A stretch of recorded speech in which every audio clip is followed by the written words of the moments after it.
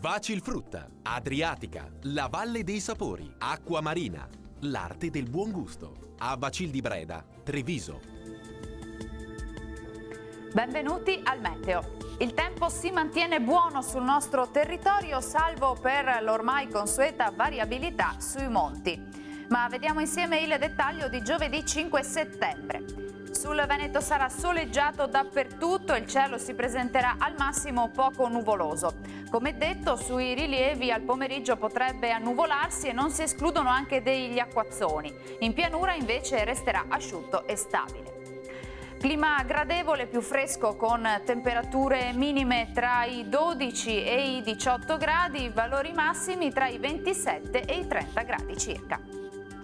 Anche sul Friuli Venezia Giulia sarà una bella giornata di sole su tutte le province. Saranno possibili soltanto occasionali piovaschi sui confini alpini.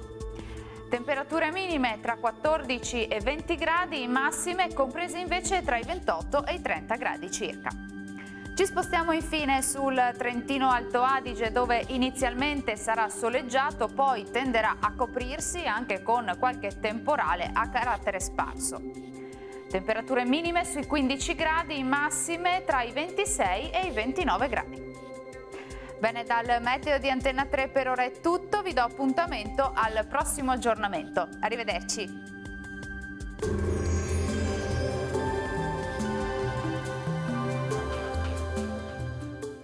Vacilfrutta, Adriatica, la Valle dei Sapori, Acqua Marina, l'arte del buon gusto. A Vacil di Breda, Treviso.